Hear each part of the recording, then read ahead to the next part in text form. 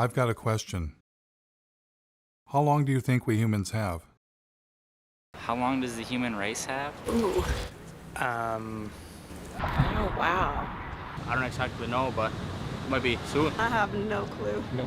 I hope I give me at least 50 more years. I think there's infinite amount of time. Infinite. It's infinite, yeah. I give us a million years. Being kind, I would say probably about 10 years. 10, 12 years. Thousands of years. 47 years, 3 months, 5 days. It's approximate. We're kind of like cockroaches on the planet. No matter how much damage we'll do, enough of us will survive to procreate and keep it going. Unless we can get to another planet, but then we're just going to fuck it up like we did Earth. Well, I think that we will be here for a long time, but we will change. We're going to turn back into apes.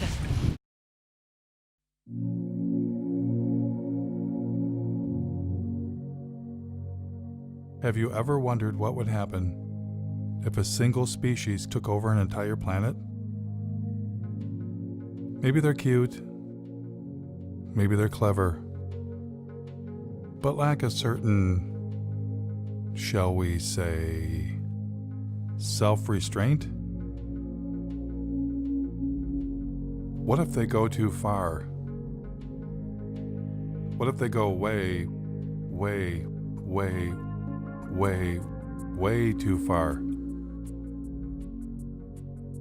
How would they know when it's their time to go?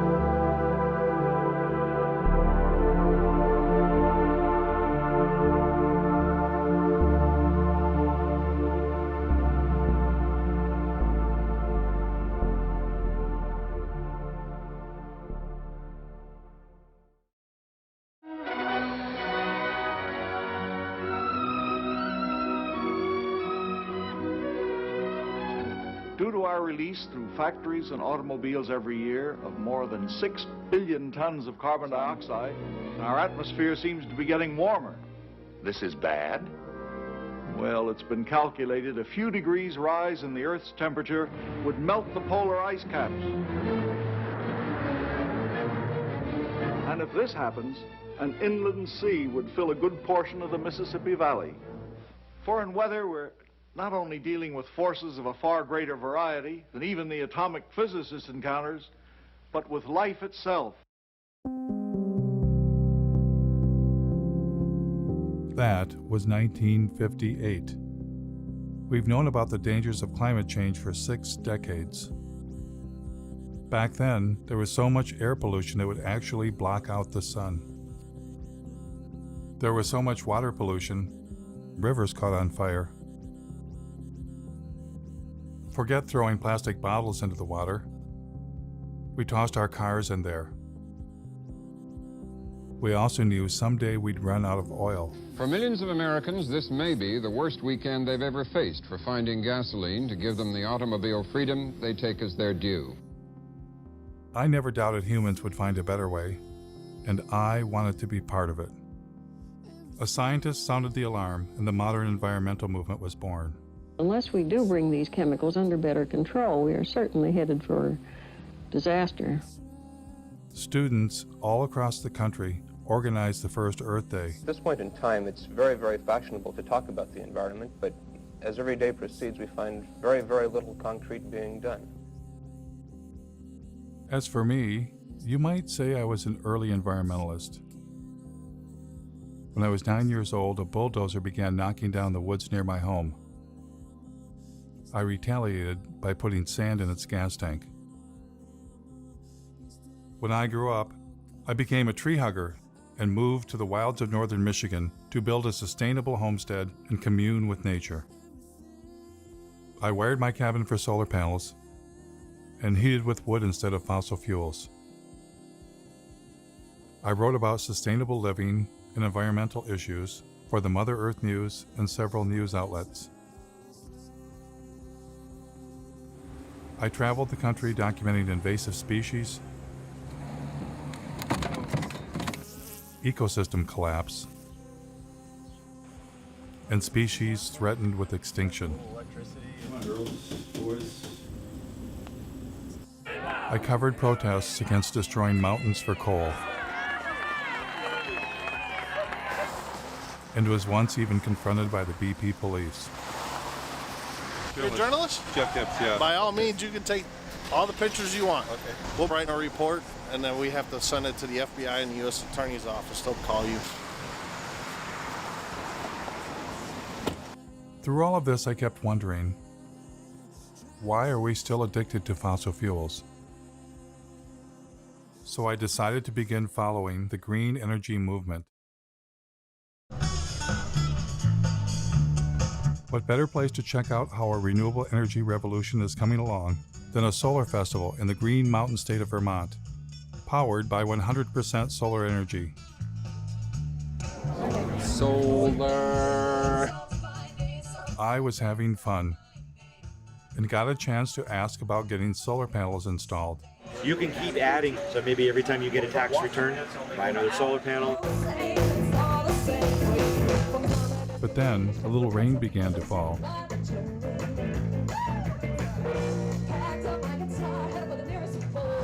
My cameraman noticed some commotion behind the stage.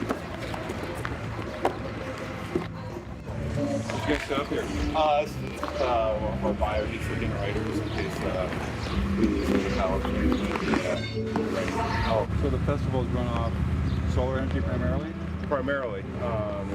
We do need to bring some of this stuff in just because we want to make sure we have enough power to not kill our fancy toys that we have lighting the stage. But the biofuel generator wasn't enough, so they wound up plugging into the electrical grid that we all use. The other inverter operating, it's actually pulling power in from the grid, charging the batteries. It's running backwards from the way we originally intended to do it, but... That was disappointing. But after all, it had been raining. Maybe next time things would go better.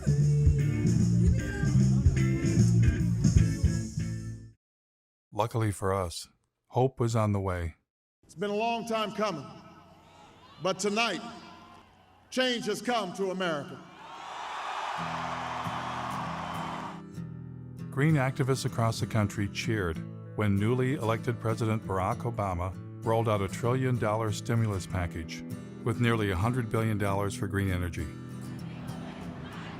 Green was finally ramping up, and everyone wanted to be part of it. President Obama brought in environmental activist Van Jones from the Apollo Alliance with shovel-ready projects. They've got to put up tens of thousands of wind farms. They've got to put up millions of solar panels. Former Vice President Al Gore, who had a few years earlier released an Oscar-winning film, shared his ideas with the president. We have the opportunity now to create jobs all across this country, in all 50 states, to repower America. Al Gore had already encouraged billionaire airline owner Sir Richard Branson to invest big time in green energy. Branson is pledging future profits from his airline to the tune of perhaps $3 billion. $3 billion, that's with a B, to fight global warming. Is Al Gore a prophet? How do you spell profit?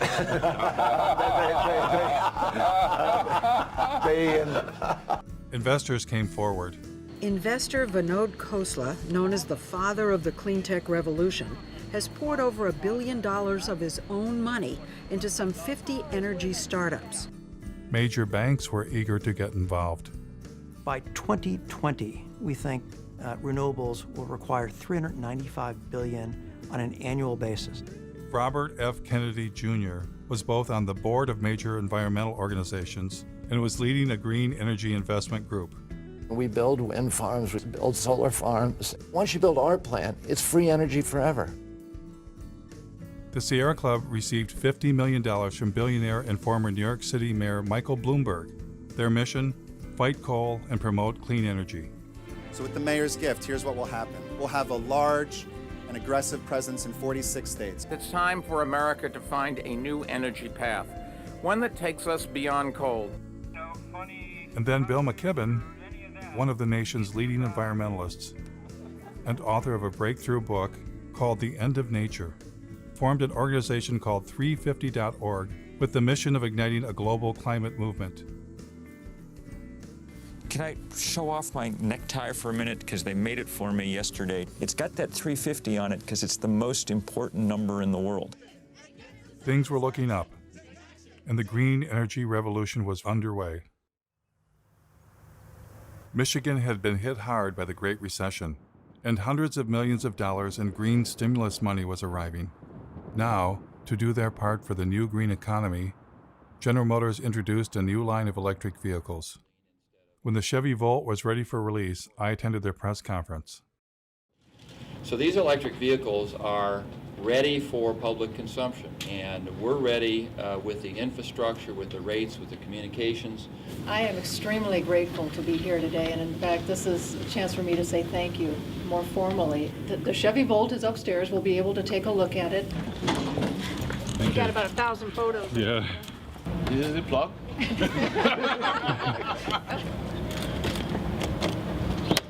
It's as simple as that. The batteries are in the trunk? No, the battery in this particular design is a T shape right down the center and across the back seat area. Because everybody thought we killed the electric vehicle. No, we didn't. It's alive and well.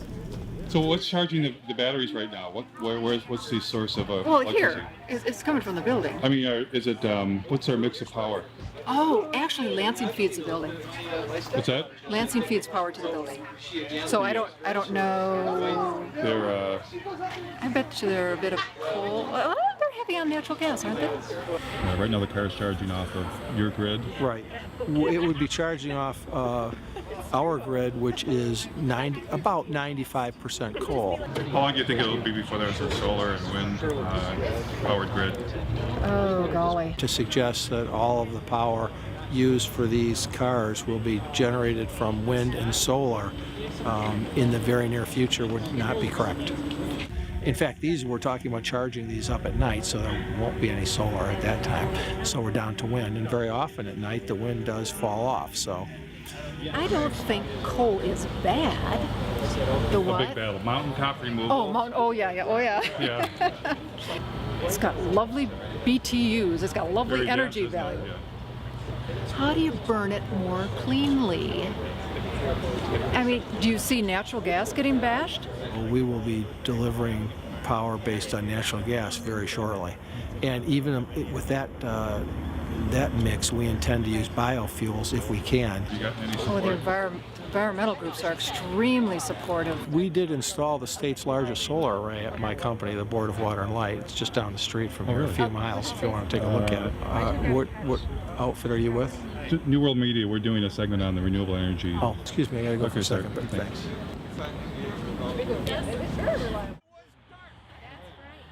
I decided to take him up on his offer to check out their football field-sized solar array right down the street. What we're trying to do with this kind of a tour is get a sense for what they've already done as an indication of what we could do to push the envelope even further. We took a hard look at wind and determined that, around here there's not any real good wind coming through all the time. That's what we liked about solar. You would get the power when you most needed it. Pass these around, look at them. They are pliable. Made in Michigan, that was another good thing. Although the efficiency of these panels is only about just under 8%. If you happen to be NASA and you happen to own a rover running around Mars, they have very efficient panels. But we can't afford those at about $1 million a square inch. How many homes would this array provide electricity for? The standard answer that we tell everybody is we're providing enough to meet the peak requirements of 50 homes. However, for most of the people that look at it a little bit closer, we generate about 64,000 kilowatt hours a year. Our average customer uses about 6,000 kilowatt hours a year. 6,000 into 64 is just a little over 10. We can meet the energy requirements for 10 homes over a year. Will that be an incentive to put more solar on? Well, if you wanted to make all of the energy required for the city of Lansing over a year, well, how about you'd have a solar array that was 3 miles by 5 miles. Right, but we're not going to do that. But I mean, what would? My friend from the Sierra Club wanted him to be more positive, but he was not interested. As a consequence of the big push for green energy, wind farms were rising around the nation, including near my home in northern Michigan. We've done coal and nuclear for years. We've been trying to get in more into the renewable side. These are the largest in Michigan. I think it's 482 foot total. How many yards of concrete? There's 800 yards of concrete in the base, right around 140 tons of re-steel. What are those blades made out of? That's all fiberglass and balsam. They're about 36,000 pounds apiece. This tower will weigh 800,000 pounds when we're done. Then the cell is 220,000 pounds, and hub and rotor assembly is another 160. It's pretty substantial. They were impressive machines. But is it possible for machines made by industrial civilization to save us from industrial civilization?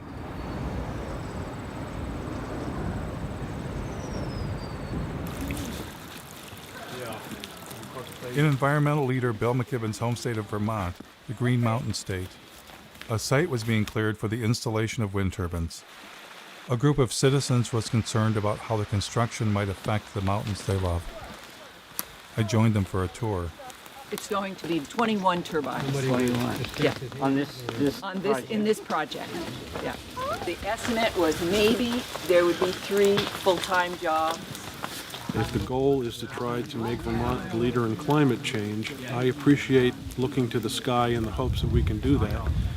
But more importantly, I'm personally looking at the ground thinking this is not the kind of legacy I'd want to leave to my kids. When I was a kid, we'd go hiking in these woods. We would be able to drink from the waters down the hill here, and now you have to question that. And how long are these towers supposed to last? 20-something years. 20. I know. It's just. Oh, wait a minute. You're kidding me. It's a nanosecond. 20 years. Oh, it's a nanosecond in the time of energy. Does anybody consider that this is mountaintop removal for wind instead of coal? Yeah, and we've even had people say if you can do mountaintop removal in Kentucky and West Virginia for coal, then it's about time that the rest of the country shared in the mountaintop removal too. Hello. I think they're going to tell us to move back. The thing is you've got to have a fossil fuel power plant backing it up and idling 100% of the time.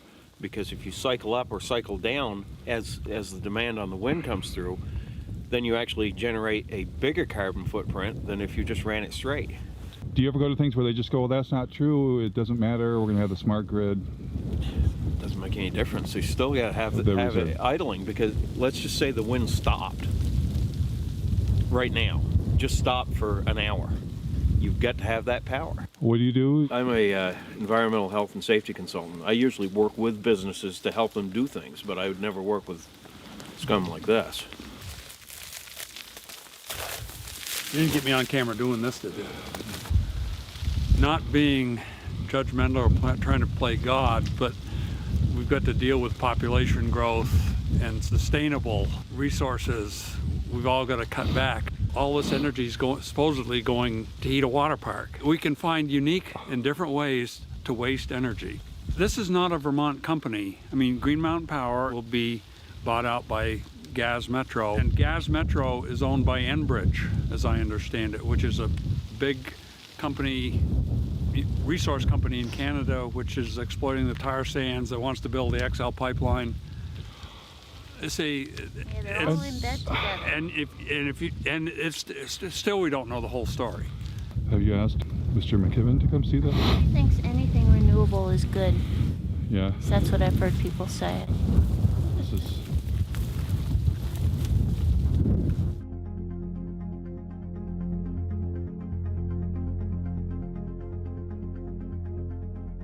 I'm in a strange position. I'm against our addiction to fossil fuels and have long been a fan of green energy.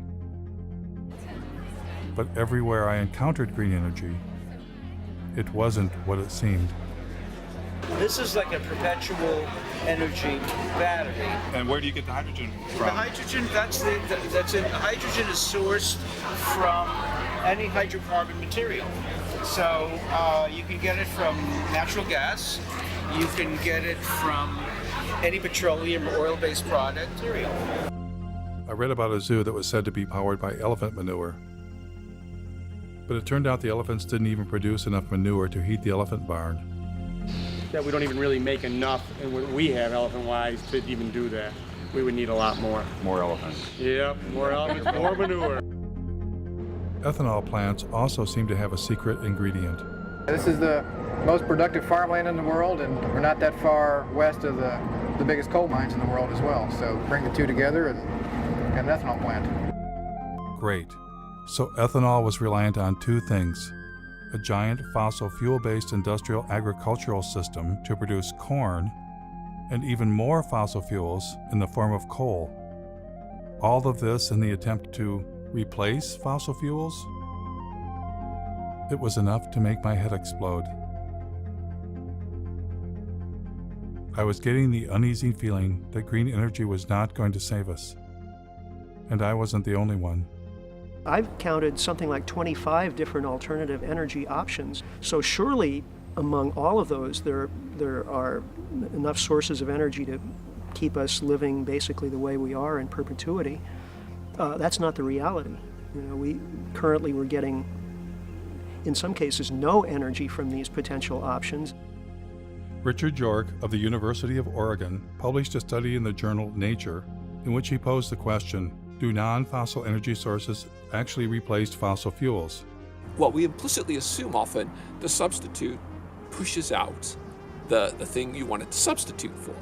What you find is nations that add non-fossil energy sources do not seem to see a particular suppression of fossil fuels. That's pretty mind-blowing.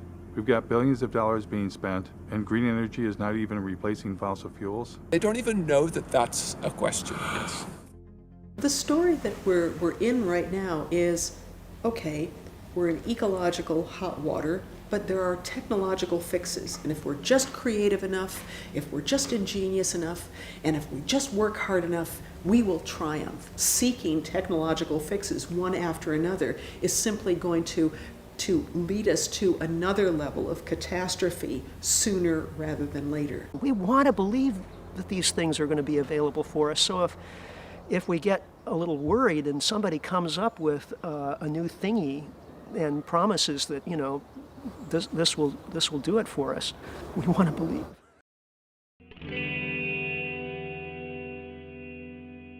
Because we're a little worried. Are we desperate to accept any idea that sounds alternative or green? Are we avoiding looking too closely because we don't want to know the answer? Ozzie Zenner, a visiting scholar at UC Berkeley and Northwestern University, was asking some of the same questions. I mean, I thought that solar and wind were probably very good solutions. I mean, it wasn't really even that long ago. One of the most dangerous things right now is the illusion that alternative technologies like wind and solar are somehow different from fossil fuels. Well, I hear a lot of times that solar cells are made out of sand. Have you ever thought about solar panels? The main ingredient that makes them work is silicon or sand. This is the raw material chips are made of, sand. They don't use sand at all. So they use, I'll show you what so this is one of the ingredients. It's actually mined quartz.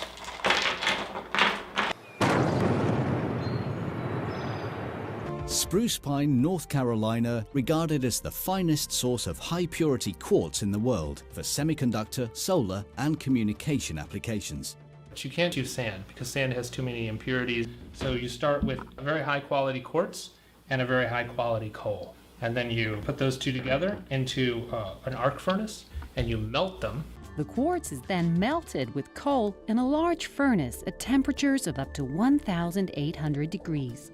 So you need more coal to do that. So that's, I get another coal out. So that's, when we melt these together, we get silicon metal and carbon dioxide. And the carbon dioxide just goes off and you got rid of the carbon, you're left with silicon metal. This is not clean coal. Not clean coal. Ozzie Zenner said it was an illusion that renewables were replacing coal or any fossil fuel. Environmental groups continued telling a different story. We've already seen more than 25% of the U.S. coal fleet has already either retired or is on a schedule to retire. Coal plants were closing, but Ozzie explained that well-meaning people were being misled. NV Energy is now going to go ahead and shut down the plant and go with renewable. One of the largest solar plants, and that's going to happen right behind me. Since you can't replace a coal plant with solar, they're actually replacing the coal plant with 2 natural gas plants. And natural gas is a fossil fuel. This is the Las Vegas cogen natural gas plant. This is one of the facilities that's replacing the coal plant that's being shut down. This is the Sun Peak generating facility. This is the second natural gas plant that was used to replace the coal plant. And you hear the same story in Iowa. Instead of using energy generated by coal-fired power plants, the solar farm will now avoid about 2.1 million pounds of carbon pollution. But then they're building a larger natural gas plant. This is a 650 megawatt natural gas plant. That's 4 times more megawatts than the coal plant over there that it's replacing. And they're doing the same thing in North Carolina, which was the subject of that Years of Living Dangerously series. Duke Energy operates a coal plant right outside of Asheville that is the biggest source of climate pollution in western North Carolina. And we are working to retire that plant and replace it with clean energy. But what they don't tell you is that we're also building a larger natural gas facility. So we'll be retiring the 2-unit, 376 megawatt coal plant. We'll invest $750 million to build a state-of-the-art natural gas plant. When Michael Brune stands up and talks about clean energy, he's using solar cells and wind turbines. This is the new world, 100% clean energy. When Michael Bloomberg stands up and says cleaner energy, he's talking about natural gas. Create cleaner energy, solar, wind, and natural gas. In fact, the Sierra Club's Beyond Coal campaign actually coincides with one of the largest expansions of fossil fuel production that we've ever pulled off, most of that being natural gas. Ozzie's assertion that renewables were not replacing fossil fuels, if true, would upend all of our assumptions about green energy and what was going to save us. What would happen if I asked the same question to industry insiders? Like, where do solar panels come from? Well, you have to start with a mine. Or, what's stopping us from running the world on 100% solar and wind? Well, intermittency is one of the major challenges with grid stability. The sun's everywhere except when it's not there. There's a lot of developers that were flocking to California wanting to connect their solar farms and wind farms. The utilities would turn to me and my team to help them look at what the impact to their grid would be. When we add solar cells or wind turbines to a grid, do we get to shut off a coal plant?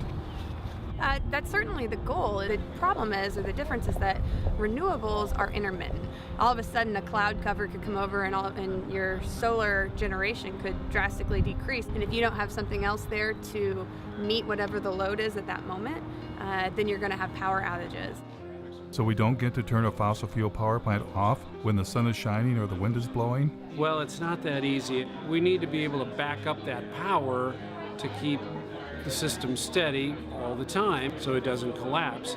Most likely that's through fast-acting gas plants, but also what we call the baseload plants, either nuclear or coal, that are on all the time, but that maybe can be dialed down during the day and dialed up when demand starts rising. Does it affect the efficiency to turn fossil fuel power plants on and off? Oh yeah, they don't like to be dialed up and down. It does make, that's wear and tear for them.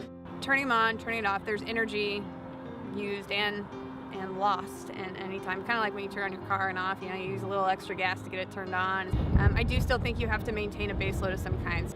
What's the solution then? You need energy storage. Without storage, you can't count on it. If you can store the energy that's created off of things that are intermittent, like solar and wind, you can store that, then you're reducing your need for a base load. But would adding storage like batteries increase the carbon footprint? Yeah, absolutely. In a big way, actually. And as more energy storage gets on the grid, it has a mass scale implication.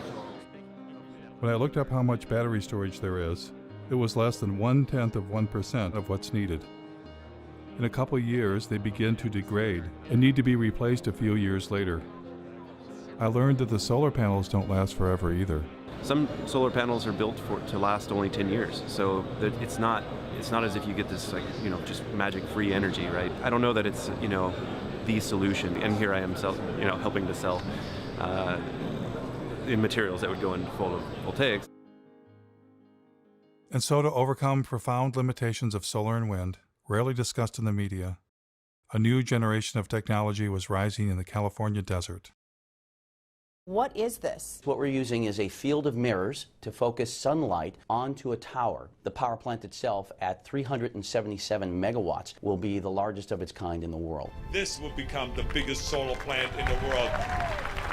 There's some people that look out in the desert and they see miles and miles of emptiness. I see miles and miles of a gold mine. But this next generation had a fossil fuel secret too. This solar facility burns natural gas pretty much every morning in order to get it started up. How long do they have to burn it for? Hours usually. This is the incoming natural gas for the facility. This plant would work about as well without natural gas as I would without coffee in the morning. Or maybe how you would be without food. Without food, yeah. They have to file for acid rain permits for nitrous oxide emissions. They have to apply for carbon offset permits because they're producing carbon dioxide here, so they have to offset that. The whole thing is built using fossil fuel infrastructure, from the concrete to the steel to the mirrors to the backing on the mirrors. The sun is renewable, but the solar arrays are not. Oh, come on. There's got to be something renewable. Glass is renewable. Glass is not renewable. Iron's renewable. Aluminum, that's renewable. I recycle my pop soda cans. I know it's renewable. Yeah, the problem with all of these materials is that it takes an incredible amount of energy to mine and process all of the materials that go into building something like this. You use more fossil fuels to do this than you're getting benefit from it. You would have been better off just burning the fossil fuels in the first place instead of playing pretend. That green energy has nothing to do with fossil fuels is apparently a story only meant for you and me. Here is Robert F. Kennedy Jr. speaking to oil and gas company insiders. It's a combination solar gas plant. It's a turbine that we just take from a gas plant, suspend it from a big scaffolding, a tower, and surround it by giant mirrors in the desert. The plants that we're building, the wind plants and the solar plants, are gas plants. What kind of game is being played here? I mean... Well, we're basically just being fed a lie. For instance, you'll hear about Germany running on wind and solar. 35% right now. 50% of their power. There were days this past summer when the Germans were generating 80% of their power from the sun. But Germany is still Europe's largest consumer of coal. Aber wenn in dieser Region die meiste Kohle gefördert wird, dann ist ja auch hier der größte CO2-Ausstoß. Only a small fraction of their energy actually comes from wind and solar. In fact, Germany just built a large terminal to import natural gas from the United States. Elon Musk, the founder of Tesla, when he announced his Gigafactory battery plant, he said it would power itself with wind and solar energy. Through a combination of geothermal, wind, and solar, it will produce all the energy that it needs. But in fact, it has lines connecting it to the same electrical grid that we're all connected to.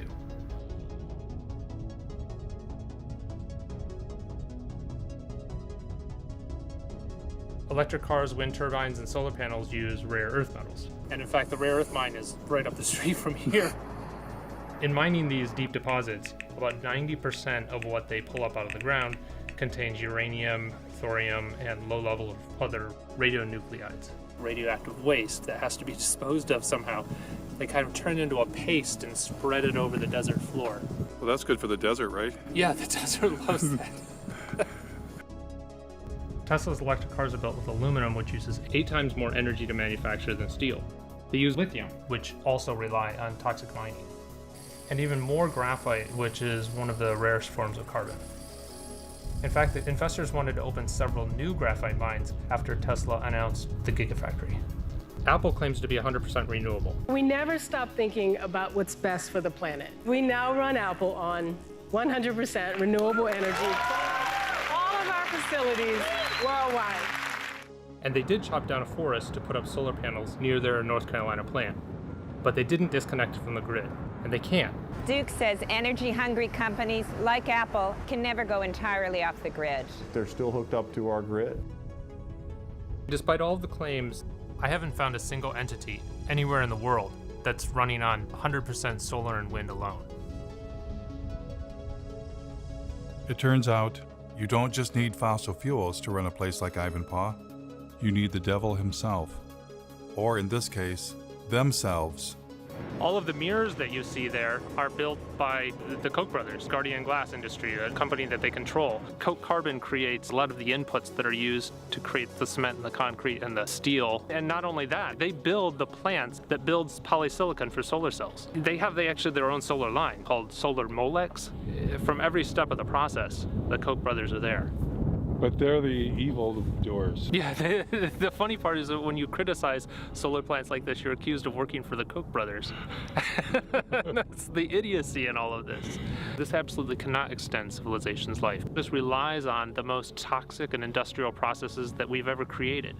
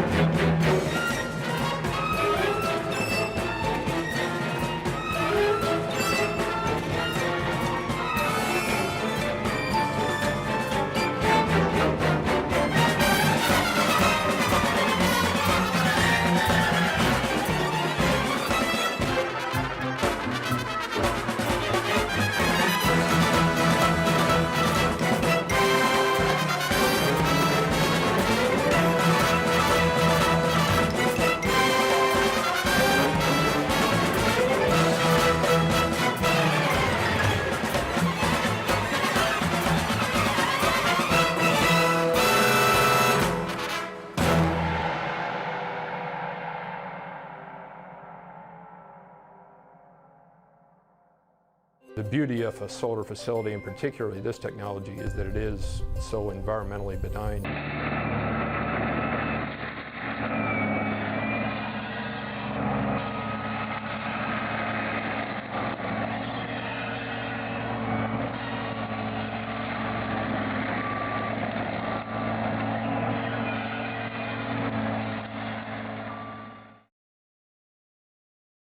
I too had once thought deserts could be sacrifice zones. I was wrong. Deserts are not dead. They are in fact full of ancient life.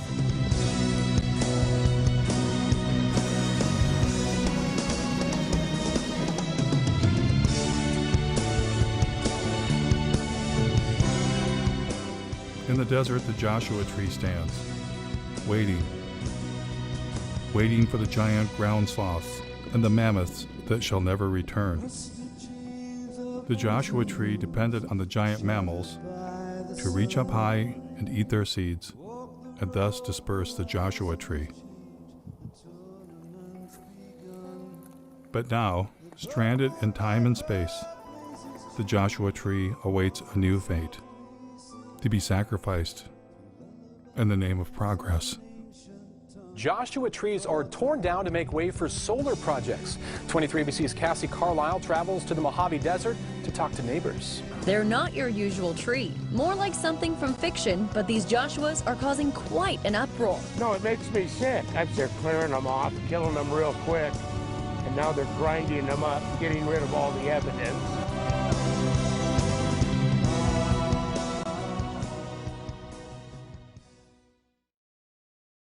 Not far from Ivanpah Solar, Daggett, California was home to several generations of solar arrays, including some of the first on the planet.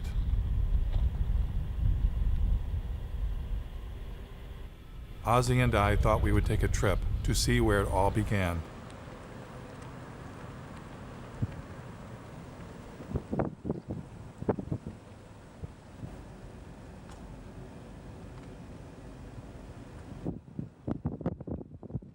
This is one of the sunniest places in the planet, really. This the center of the solar industry. And they've been building and dismantling and building arrays here for about 40 years. Then we happened to run into the mayor of Daggett. I know the solar plants out there. My husband, back in, I'd say 83, 84, they worked out there building that solar plant out there. Yeah, the SEGs. And everybody here worked. How's that held up? Is it the job still here? No, jobs went bye-bye. They have their normal people that run the plant operators and stuff like that, the big wigs, you know, they have that. Where that energy's going, I don't know. Were you originally optimistic that solar would bring more jobs in the development with people? We really did. A lot of things come into this town, they come and go. They go really fast. Did you see this? Then Ozzy and I discovered that the giant solar arrays had been razed to the ground. Oh my God. I mean, this was huge. It suddenly dawned on me what we were looking at. A solar dead zone. Look at the blowing sand. Yeah, there's sand everywhere. There's sand dunes forming around this area. Wow.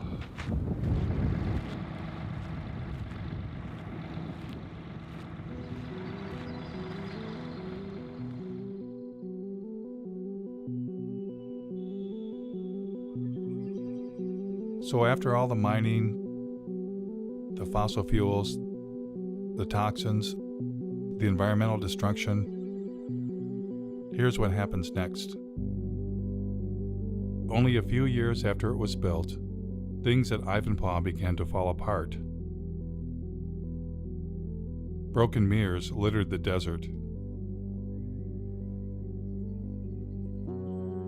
Yes, these giant solar and wind technology installations may last only a few decades,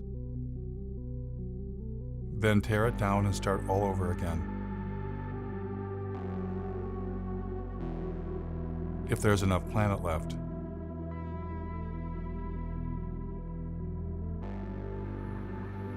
It was becoming clear that what we have been calling green, renewable energy and industrial civilization are one and the same. Desperate measures not to save the planet, but to save our way of life. Desperate measures, rather than face the reality, humans are experiencing the planet's limits all at once. Every different perspective I look at and imagine, well, we could do more of this or go to a larger area or use more of that. Well, it turns out there isn't more. I looked at marine production and fish production and found that peaked 20 years ago. More and more of what we eat is from fish farming. The current acres of actively farmed land, that is peaked also. The rivers are already being irrigated to about the limits of what they can sustain. The Colorado River doesn't get to the ocean anymore. Well, then you start looking at groundwater, the southern Great Plains, and I think they can almost predict when they will run out of groundwater, and it's in a decade or two. A human vulnerability at the global scale, that any one of them we could maybe compartmentalize, but we're seeing them propagating across topic after topic of society and the Earth system. And I don't think the people in charge are near nervous enough.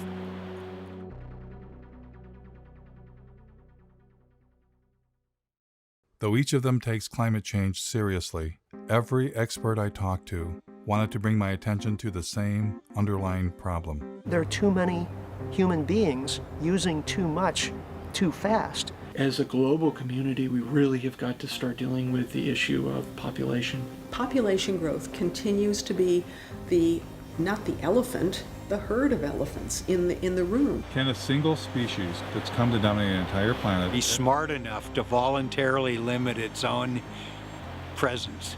Is there any precedence for that in nature? Wow. We have to have our abilities to consume reined in, because we're not good at reining them in if there are seemingly unrestrained resources. Species hit the population wall a lot and then they crash. I mean, that's a common story in biology. If that happens to us, in a way, it's the natural order of things. And I don't think we're going to find a way out of this one. I don't. As a scientist, what leads you to that conclusion? Well, because right now, a large percentage of that number is supported by industrial agriculture, which is heavily subsidized by oil, and it's not sustainable. And, you know, and there's no going back. Without seeing some sort of major die-off in population, there's no turning back. What's the thing that nobody ever asks you that you want? Nobody's ever asked me if I'm scared. Yeah. And I am. I actually am scared. I lose sleep over all of this.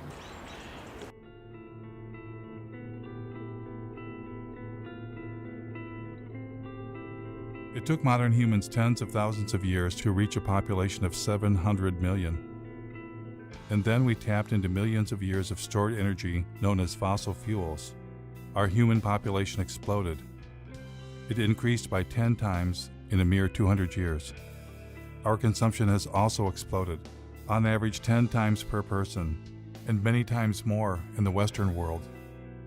You put the two together, the result is a total human impact 100 times greater than only 200 years ago. And that is the most terrifying realization I have ever had. We humans are poised for a fall from an unimaginable height. Not because of one thing, not climate change alone, but all the human-caused changes the planet is suffering from. So why are bankers, industrialists, and environmental leaders only focused on the narrow solution of green technology? Is it the profit motive? And why, for most of my life, have I fallen for the illusion green energy would save us?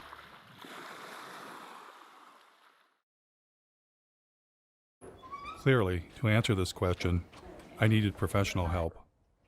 Keep my stuff, but that ever. No. Never heard. I'll just be honest with you about my dilemma. You can be my, clinical, social, psycho. It's like the right has religion, and they have a belief in infinite fossil fuels. Our side says, oh, it's going to be okay. We're going to have solar panels. We're going to have wind towers. As soon as I heard you talk about our denial of death, I'm like, could that be it? Could it be that we can't face our own mortality? Could we have a religion that we're unaware of? Absolutely. I think you've hit the proverbial nail on the head. What just differentiates people from all other forms of life is that, we're not only here, but that we know that we're here. If you know that you're here, then you recognize even dimly that you'll not be here someday. And on top of that, we don't like that we're animals. So we don't like that we're going to die someday. And we don't like that you could walk outside and get hit by a fucking meteor. What human beings did back in yesteryear is to envelop ourselves in culturally constructed belief systems. Call them cultures, call them worldviews, schemes of things, whatever you call them. Every human community has them. Every culture has an account of the origin of the universe. Every culture has a prescription for how you're supposed to behave while you're here. And every culture offers its denizens hope of immortality, either literally or symbolically. Then the question is, well, what happens when you bump into people who don't share those beliefs? Whether you know it or not, whether you like it or not, that's undermining the confidence with which you subscribe to your own views and exposing you to the very anxiety that those beliefs were constructed to eradicate in the first place. If we're to make progress, whatever that word means, or even to persist as a form of life, we're going to need to radically overhaul our basic conception of who and what we are and what it is that we value. Because the people that you referred to earlier, both on the left and the right, that think we're going to be able to discover more oil or solar panel ourselves into the future, where life will look pretty much like it does now, only cleaner and better. Either with more oil or greener Correct. or both. I think that's just frankly delusional. What I'm hearing is that if I haven't come to grips with my own anxiety about death and life and presented with a reminder of that, I'm highly likely to make some tragic decisions for the community. Yes. The only solution in principle is, as Albert Camus put it, he said, there's only one liberty: to come to terms with death. Thereafter, anything is possible. I find that downright inspiring. As for our environmental leaders who dwelled in comfortable illusions, how tragic of decisions were they capable of making? I was about to find out.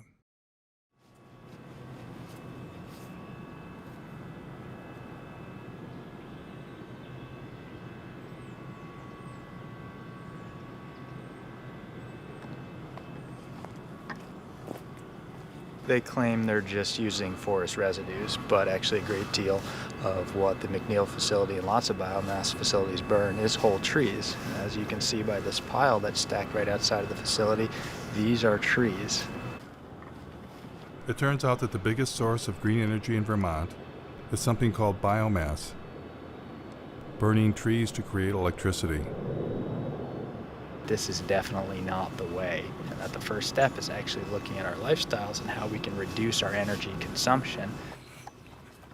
This is all the ash that has varying levels of toxic metals, a great deal of radiation, as these trees have been absorbed. Oops, there's a...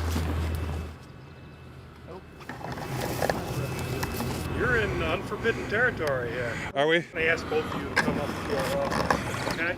Is that something you're interested in doing? It's not an interest. You got 5 seconds or I'm calling 911. Okay. Got 2 individuals here. Police will be down here in about 2 minutes. But you asked us to leave and we're doing so, I'm so not we're not asking you to trespassing. leave. I'm asking you to come up to the office. Okay, thanks for the offer. Maybe next time? You got everything here. So you have the #1 polluter in the state that people think emits magical fairy dust from the smokestack. The reality is what you have is a facility that burns 400,000 green tons a year of trees. Now, this facility burns 30 cords of wood per hour. That's a hell of a lot of wood. And on top of that, it actually burns natural gas as well. And to think you would have to have 10 of these to replace one average coal-fired power plant. It's just not going to work. It's just nuts. It takes a great deal of fossil fuels to cut down all of these trees to truck them in, to use the big machinery to dump the wood chips everywhere. So the idea that somehow this is not anything to do with fossil fuels just doesn't even make any sense. It couldn't happen without fossil fuels, in fact. How did the environmental groups get pulled into this? Obviously, the main factor is delusion. A lot of these environmental groups have been saying that all we have to do is, for instance, switch our fossil fuel economy over to a few solar panels and windmills, and we can continue living life, as normal. Some of the environmental groups have been for years touting facilities like this, saying that, number one, it's carbon neutral, that this will actually help us fend off climate change because there are no CO2 emissions. It actually emits over 400,000 tons per year of carbon dioxide. Oh, but once we cut them, they'll grow back. They'll grow back over a period of decades to centuries. But if we cut every tree in the United States, it would be able to power the country for a year, and then what happens when, the trees are gone?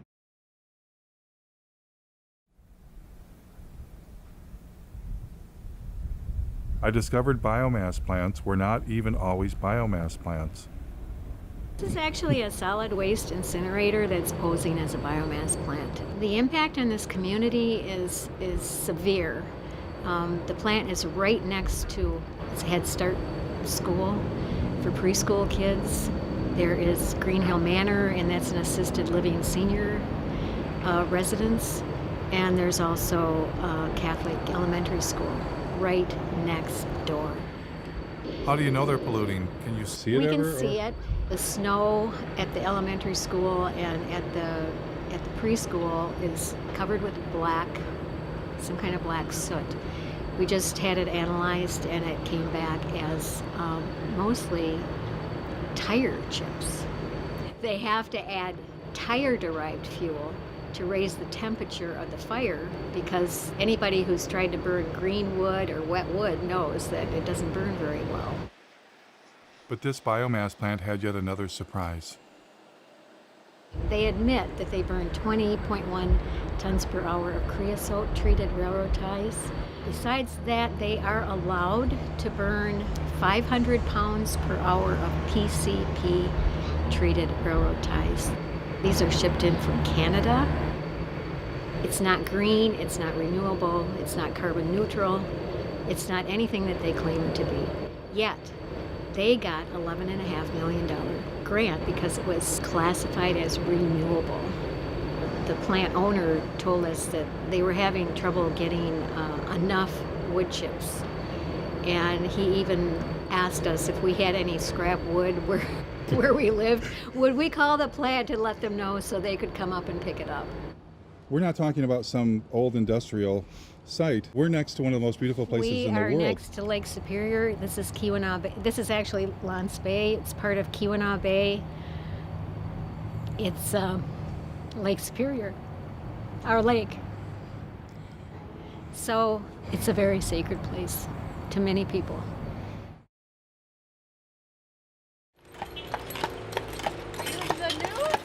No, there's supposed to be a climate change rally.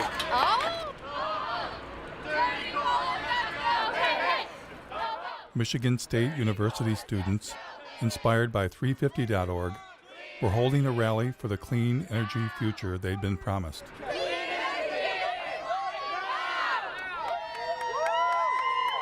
Imagine when I found out that it is the largest on-campus coal plant in the nation.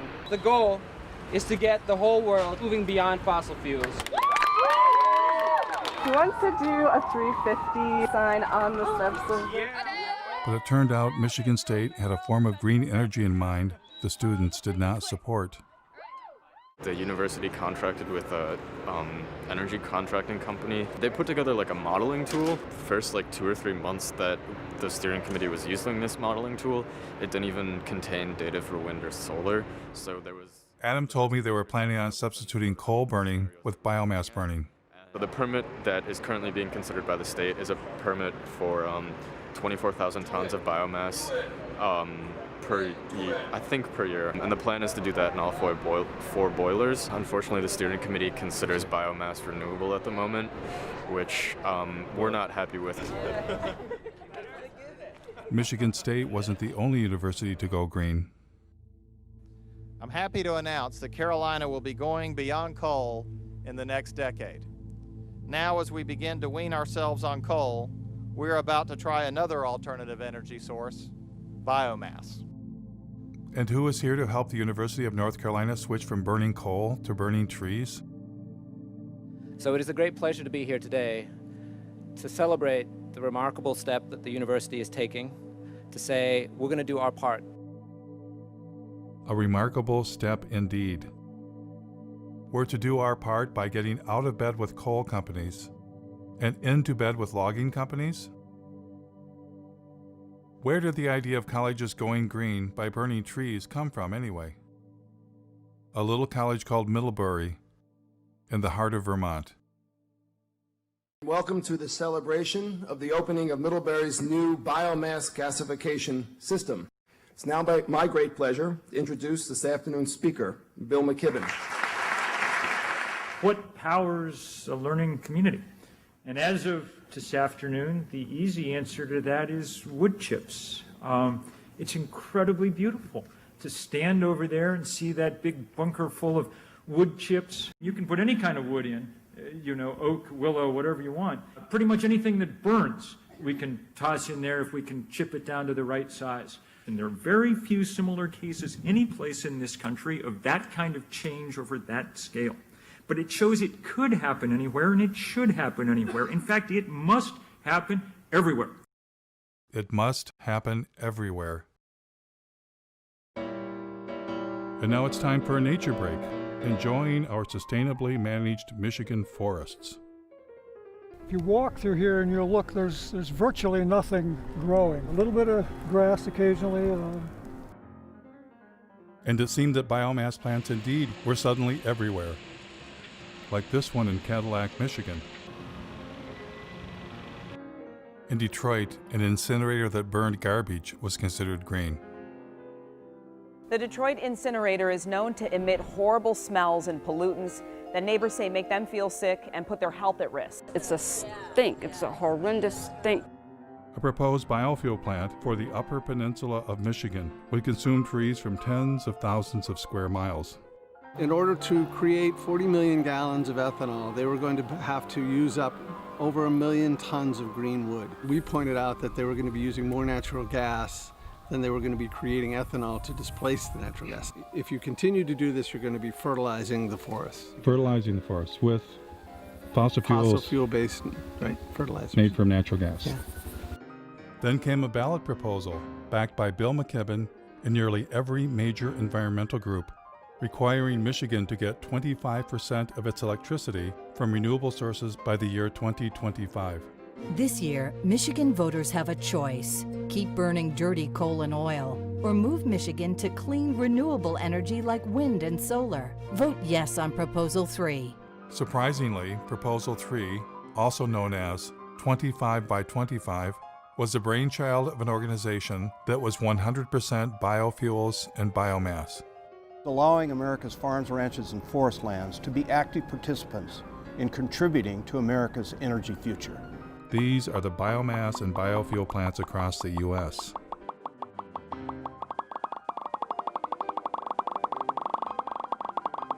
How did this happen? And it wasn't just the USA, it was all around the world. Wood chips, which is just a euphemism for trees, are being exported to Europe from America, British Columbia, Brazil, and Indonesia, wherever they can get them from. Biomass, especially when you add in biofuels, is by far the largest portion of green energy around the world, even in Germany, source of the solar miracle. But maybe I was missing something. Maybe I had it all wrong. I decided to ask people protesting fossil fuels how they felt about biomass and biofuels as green energy. Would you say we don't need to do biofuels, food, and forests for energy? No, definitely not. Of course not. Of course not. Burning biomass, any kind of combustion is something we just need to move away from. The more trees we have, the better. A lot of that didn't grow overnight. If we cut it down, we don't know the impact of that. You're here as an oak tree, fight a chainsaw, that wouldn't be saving the planet. No, it's a painful way to go. I can tell you that right now. It'll take you a while to regrow. Oh yeah. It wouldn't be me, it would be like an offspring, you know? With so many people doing it on such a massive scale, all of a sudden at once, like, that's pretty serious. No, I think we should not be burning trees. No. Why would we cut down trees? We shouldn't replace one terrible way of getting energy with another terrible way of getting energy. Because it's one thing. Clearly, most citizens are opposed to biomass and biofuels. But what about environmental leaders? At times, they have promoted biomass, but other times, they sound like they are against biomass. Like this Sierra Club policy, we are deeply concerned about the implications of wood to energy for native forests.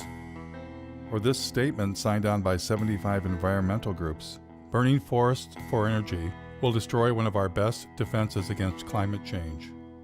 But then again, their language leaves loopholes that enable biomass. The NRDC says you must use the right types of biomass. The Dogwood Alliance says maybe small biomass plants are okay. And the Sierra Club flat out states biomass can be sustainable. Which side are they really on? I thought for sure with the camera rolling, environmental leaders would speak for the trees.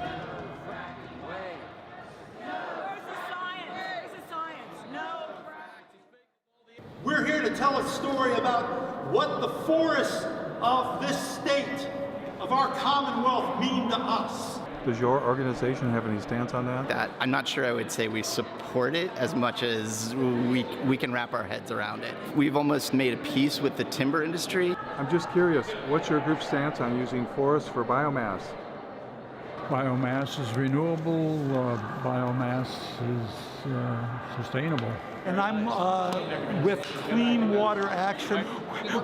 We don't really have a stand on it. If the director of the Sierra Club was here, she'd be able to talk your ear off about it. I'm the director for the Sierra Club in Pennsylvania. Does the Sierra Club support or not support biomass?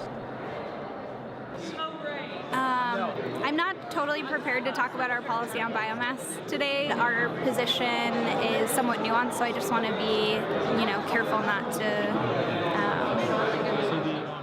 So you're with 350? I am. Does 350 have a position on biomass? Because I'm kind of actually... I can't really speak for 350. Do you personally have an opinion about whether we should be burning trees for green energy?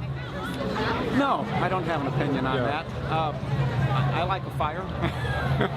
One of my biggest concerns as an environmentalist is that we're starting to burn trees. So there are tree burning power plants. Are you aware of the problems with biomass or biofuels? Yeah, I'm not as aware of that as I could be or I should be. Jeff Gibbs, working on a documentary in Michigan, where I live, where I'm from. There's large plants that burn trees for energy, and pretty much whole trees chipped up. Do you have a thought about whether that should be part of green energy or not? Well, the great thing about green energy is you don't have to pick a favorite. Jeff Gibbs. Oh, hello. My biggest concern is that in Germany, for instance, they're moving towards solar and wind, but 60% of their actual energy is coming from biomass. 60% of what's considered renewable energy. Burning trees for energy? I don't know the details out of Germany. What Germany's really doing is a lot of sun and wind, and that's really powerful to see.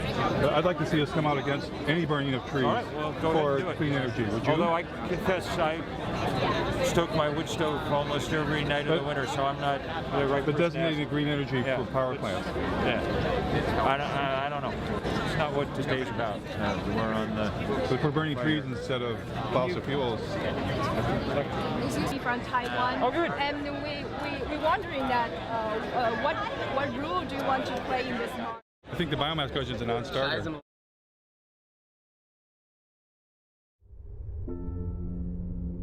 I found only one environmental leader willing to reject biomass and biofuels.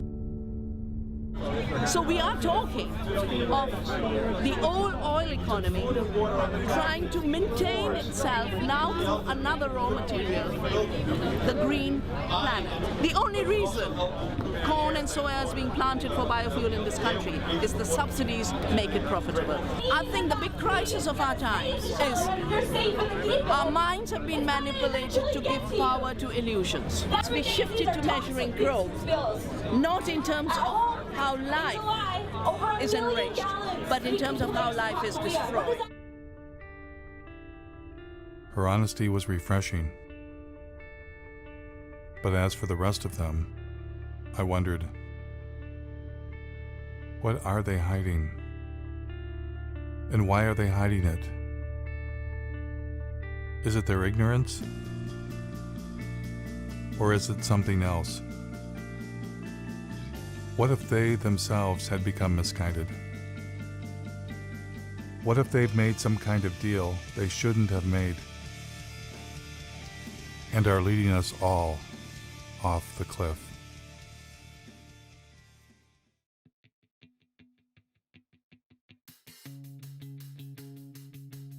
It was long past time for me to come to grips with the other elephant in the living room, the profit motive.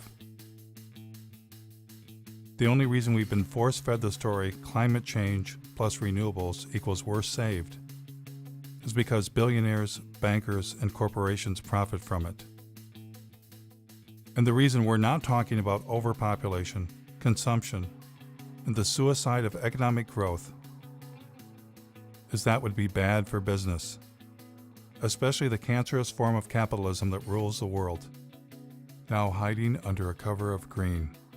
Today, Bloomberg Philanthropies is making, I'm happy to announce, a new investment of $30 million in the Beyond Coal campaign. We have more. I'm glad to say that more than a dozen additional funders have committed to match that $30 million. And who were these new partners? One of them was Jeremy Grantham, billionaire, world's leading timber investment advisor. They were not investing in trees to turn them into nature preserves, which might answer another riddle. Why is this name redacted on the Sierra Club's tax return? Would they be embarrassed to take $3 million from a man who made his living selling the forests of the world? Bloomberg bringing a timber investment billionaire to the party was no coincidence. Bloomberg sponsored a UN climate session to discuss ramping up biomass and biofuels around the world. Billionaires were in love with the idea of turning what was left of nature into green profits. Remember when Al Gore had gotten Richard Branson to invest billions into saving the planet? Richard Branson, founder of Virgin Atlantic, powered a Boeing 747 from London to Amsterdam on a coconut oil mixture to highlight the potential of this amazing oil as a clean energy biofuel. Branson had actually invested in biofuels. He was attempting to replace the jet fuel damaging the planet with biofuels that required the consumption of the living planet. And it was game on for the airline industry.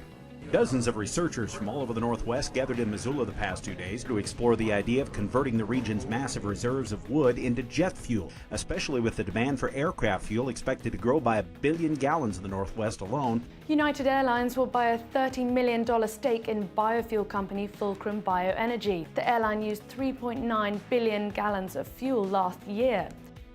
What technology was Silicon Valley billionaire Vinod Khosla hoping to profit from?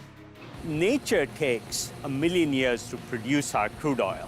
Kior can produce it in seconds. The company took over this old paper mill where logs are picked up by a giant claw, dropped into a shredder, and pulverized into wood chips. Clean gasoline. Green gasoline. There must be a downside. There is no downside.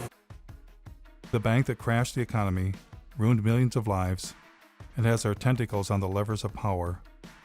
What would their favorite form of green energy be? One of the very interesting markets that we deal with is Brazil. It's unlike any other market in that today, alternative energy isn't really alternative energy. It's so much a part of the fabric of the society. The country began to utilize its vast resources of sugarcane to produce ethanol. There was a man from Goldman Sachs who was particularly in love with turning forests into profits. Has everybody got enough coffee? You might want to get some more. Meet David Blood, former CEO of asset management for Goldman Sachs. How much money did Mr. Blood believe should be invested in green energy? A natural alignment for something in the order of $40 to $50 trillion worth of capital. $40 to $50 trillion. And who was going to help the man from Goldman Sachs? Help him raise that astronomical amount of money? A gentleman some of you may recognize and know, Bill McKibben.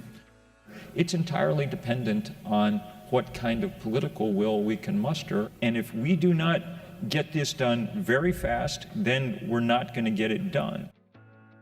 And so Bill McKibben went forth to generate the political will for trillions of dollars in green investments. Our next guest has been called our nation's leading environmentalist. And you are, in some sense, the grand poobah of the environmental movement. My guest tonight is on a global crusade. On a global crusade for what? Commit to divesting from fossil fuels. We can't justify investing our money in companies that are basically running Genesis backward. So when you divest from fossil fuels and invest in green funds, what are you investing in? I took a deep dive into Securities and Exchange Commission filings to find out. For instance, in the Green Century funds, recommended by 350.org and Bill McKibben, I found less than 1% solar and wind, and 99% things like mining,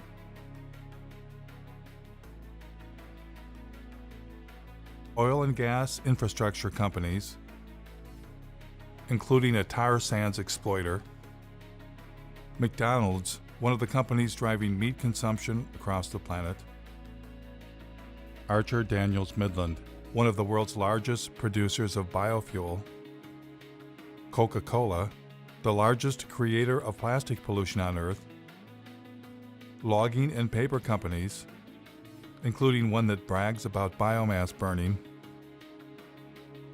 and banks. Lots of banks, including BlackRock, the largest financer of deforestation on Earth. The business that they're engaged in is actually destroying our life support system. The Sierra Club also partners with a green fund called Aspiration. Aspiration also includes dozens of companies profiting from the destruction of the planet, including Chevron, ExxonMobil, Chesapeake Energy. In order to maximize the production potential of the well, the shale formation will be hydraulically fractured. The Russian gas giant Gazprom. Gazprom owns the world's largest explored gas reserves, 36 trillion cubic meters. And in perhaps the most bizarre twist of all, the Sierra Club's Green Fund's biggest holding is Enviva, the world's largest consumer of forests, to be incinerated in green energy biomass plants.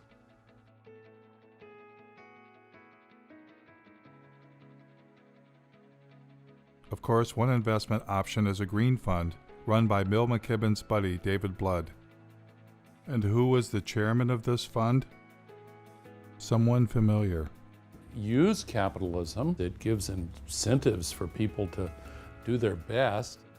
Al Gore and David Blood partnered to form a company called Blood and Gore. No, scratch that. Generation Investment Management. And within this fund, Blood and Gore designated a special investment category, targeting $650 million of biomass and biofuels.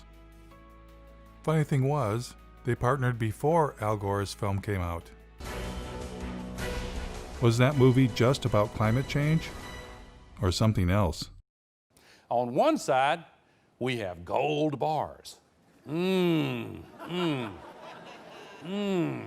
they look good? I'd just like to have some of those gold bars. On the other side of the scales, the entire planet.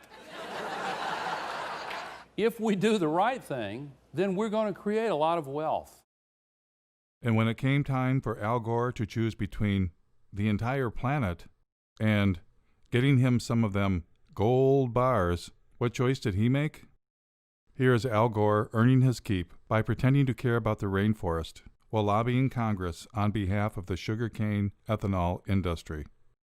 Any comment on the Brazilian effort here with the issue of the possibility of expanding into that Amazon River basin with further deforestation to produce more ethanol out of sugarcane is a worry, and apparently you're not as concerned about that. No, I am. I simply forgot.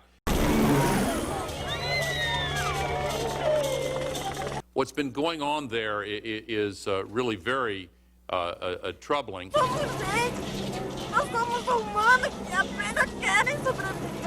And with your permission, I'll show you a very quick example of it over a period of 25 years. The invasion of sugarcane monocultures in the region clashes with the indigenous people's right to land. These are images of a last-ditch attempt by the Guarani Kaiowá to resist eviction. Important to note that the exploitation of the sugarcane growing areas in Brazil does not have to inevitably have the knock-on consequence of causing destruction in the Amazon. Sugarcane fields are burning. They're set alight before the harvest to eliminate the leaves and tops of the plant, which makes cutting more efficient. Environmentalists blame the seemingly endless sugarcane fields for air and water pollution on an epic scale. And along with deforestation, the threat it poses to the environment is becoming clear. Once the indigenous families were expelled, the landowners set their homes on fire.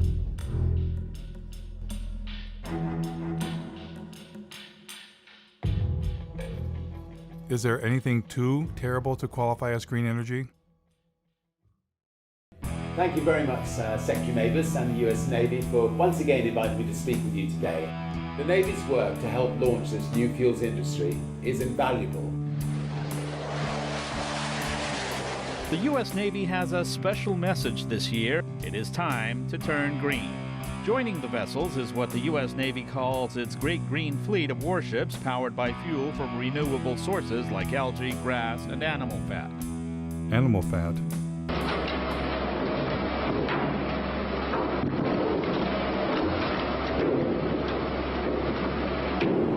The next time you fill up at your neighborhood gas station, you might find yourself pumping a little alligator into your tank. That's right, UL Lafayette researchers have developed alligator fat into a renewable source for biofuels.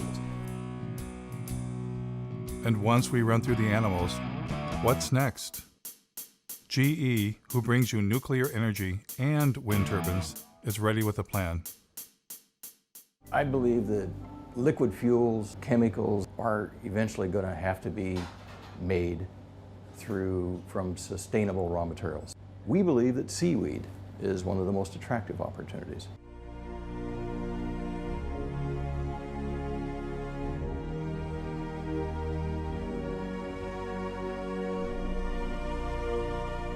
Better hurry.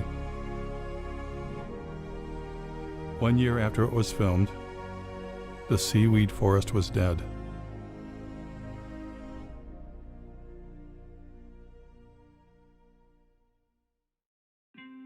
You might ask yourself, how could men destroy what remains of nature to enrich themselves? Well, that's why they're billionaires, and you're not. The takeover of the environmental movement by capitalism is now complete. Environmentalists are no longer resisting those with the profit motive, but collaborating with them. The Nature Conservancy is now the Logging Conservancy. We will capture the most important pieces biologically, and there will be another large block sold to timber investment groups. The Union of Concerned Scientists has become the Union of Concerned Salesmen, having taken millions not for science, but to create markets for electric cars. The Sierra Club sells electric cars and solar panels right from their website. The best thing about Sungevity is that they make it easy for you. All that you have to do is to say yes. The New York Times partners with ExxonMobil to bring you the good news about biofuels. Algae-derived fuel could help us meet growing demand. Treehugger.com, which claims to be the largest single source of environmental news, was founded and funded by Georgia Pacific, a logging company. In fact, they are neighbors. Georgia Pacific is owned by our friends the Koch brothers, who are likely the largest recipient of green energy biomass subsidies in the United States. Yes, the merger of environmentalism and capitalism is now complete. But maybe it's always been complete. How is 350.org funded? Well, not very well. Who are your funders? Sure. To the degree that we have any money at all, it's come from a few foundations in Europe which ones? and the U.S. Let's see. I'm trying to think who the biggest funders are. There's a foundation based in Sweden called, I think it's called the Rasmussen Foundation, that I think has been the biggest funder. So you don't get money from Pew or Rockefeller or any of those big No, we did. Rockefeller Brothers Fund gave us some money right when we were starting out. That's been useful too. But they no longer fund you? I don't know. I don't have a sort of really funder sitting in front of me. And that's usually something that people know. Rockefeller's been one of our is a great ally in this fight. You just sold your TV network to Al Jazeera. Right. And that government is basically nothing but an oil producer. Gas mainly and oil. Your take on that, about $100 million pre-tax from a country that bases its wealth on fossil fuels. Isn't there a bit of hypocrisy in that? Well, I get the criticism. I just disagree with it. I'm proud of the transaction. You couldn't find for your business a more sustainable choice. What is not sustainable about it? Because it is backed by fossil fuel money. I get it. I get it. And so, if you got yourself an environmental movement and environmental leaders, why not buy the holy day itself? Happy Earth Day!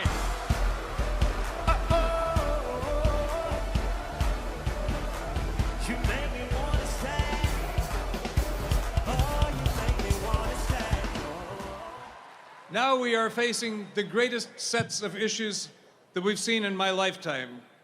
It's time now for a new generation to jump up on the stage and create a habitable country, a habitable planet that we can all enjoy. Are you that generation?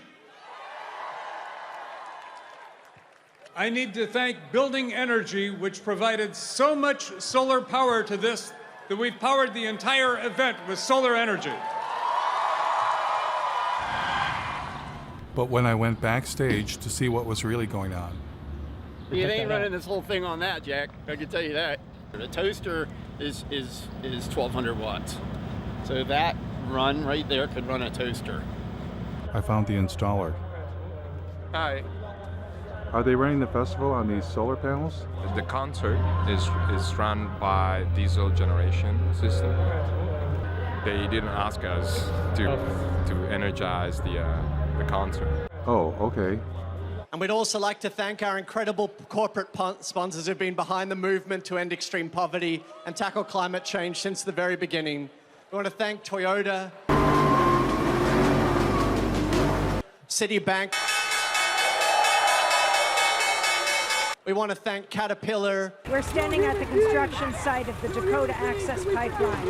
It looks like there are at least 3 bulldozers actually bulldozing the land. People have gone through the fence. The bulldozers are still going. And they're marching over the dirt mounds. Without these partners, it wouldn't be possible. Let's give them a round of applause, everyone.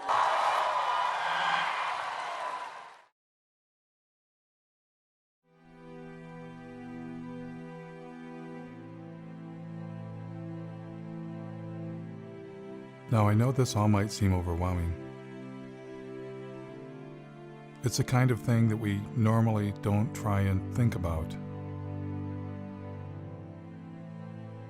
But by not thinking about it, it stands a good chance of doing us in. I truly believe that the path to change comes from awareness. That awareness alone can begin to create the transformation. There is a way out of this. We humans must accept that infinite growth on a finite planet is suicide. We must accept that our human presence is already far beyond sustainability and all that that implies. We must take control of our environmental movement and our future from billionaires and their permanent war on planet Earth. They are not our friends. Less must be the new more. And instead of climate change, we must at long last accept that it's not the carbon dioxide molecule destroying the planet. It's us. It's not one thing, but everything we humans are doing. A human-caused apocalypse. If we get ourselves under control, all things are possible. And if we don't,